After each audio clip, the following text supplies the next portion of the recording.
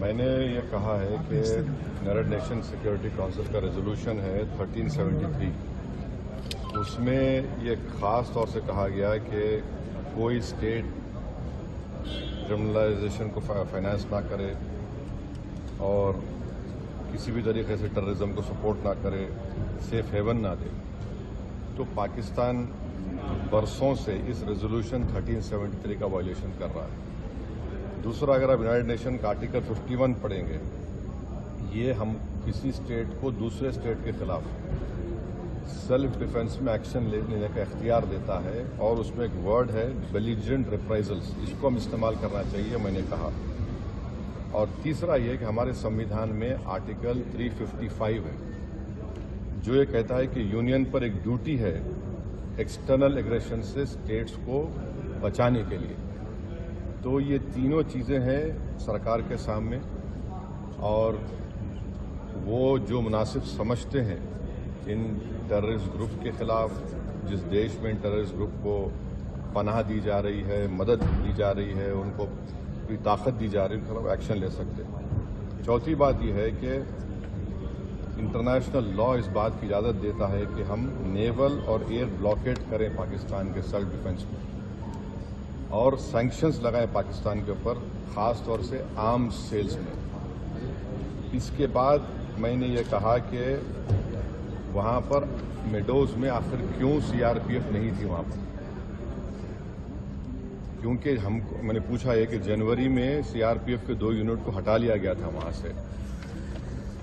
اسی سلسلے میں نے یہ بھی پوچھا کہ کوئک ریئیکشن ٹیم کو 1 گھنٹہ لگا اوپر پہنچنے کے لیے، جب تک یہ پورے شیاطین، یہ تمام ظالم لوگ وہاں پر مذہب پوچھ کر گولی مارتے رہے.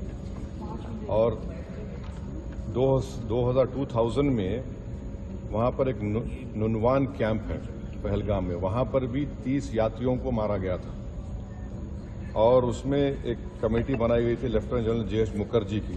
اس کا رپورٹ کا کیا ہوا؟ تو یہ سب باتیں ہم نے کہی ہیں، اور ہم امید کرتے ہیں کہ ساتھ ہی ساتھ میں نے یہ بھی کہا کہ کشمیریوں کے خلاف اور کشمیری اسٹوڈنٹس کے خلاف جو جھوٹا پروپیگنڈا کیا جا رہا ہے وہ رکنا چاہیے.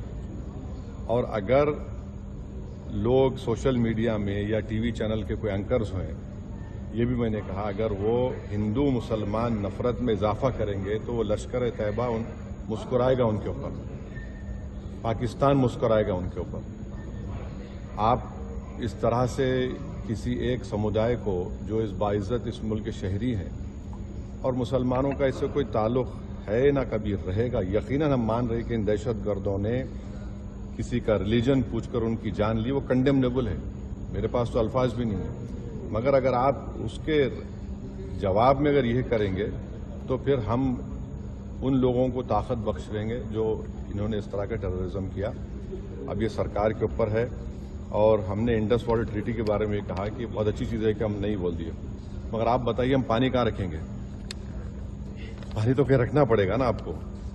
تو اور اس میں آپ دیکھیے کہ انڈس واٹر ٹریٹی میں جو چناب کا علاقہ ہے وہ پورا پہاڑی علاقے سے پانی جاتا ہے، جہلم کا جو ہے وہ زمینی علاقے سے جاتا ہے، اور ورلڈ بینک اس کا انٹرلوکیٹر ہے. تو اس پر ہم نے کہا کہ اس پر دیکھنے کی ضرورت ہے، اور سرکار جو بھی ایکشن لے گی ہمارے دیش کے تمام لوگوں کو ان کی جان اور مال کو بچانے کے لیے، خاص طور سے اس بزدلانہ وحشیانہ دہشت گرد حملے کے بعد، ہم اس کی تائید کریں گے. یہ کوئی سیاسی مسئلہ نہیں ہے، یہ ہمارا نیشنل مفاد ہے، نیشنل انٹرسٹ میں ہے، اور ہم ان کے ساتھ کھڑے رہیں گے. سر، یہ آپ نے انڈس واٹر ٹریٹی پہ بولا، تو کیا آپ بول رہے ہیں کہ یہ ایکشن نہیں لینا چاہیے کیا؟ نہیں، میں یہ دیکھیے، آپ نے تو دیکھیے ورلڈ بینک انڈیا اور پاکستان میں بیٹھ کر یہ ٹریٹی کروایا، وہ اس کا انٹرلوکیٹر ہے. بھائی پانی کو کہاں رکھیں گے آپ؟ اچھا ہے آپ نے اچھا سٹیپ لیا، مانتے ہیں، پانی کہاں رکھیں گے آپ؟ ڈیم بنا دیں.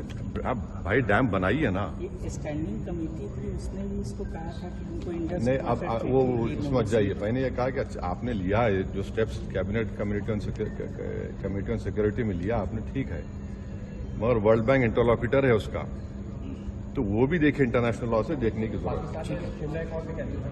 وہ تو سرکار سے پوچھو، ہم نے کہا یہ بات کہی. Thank you.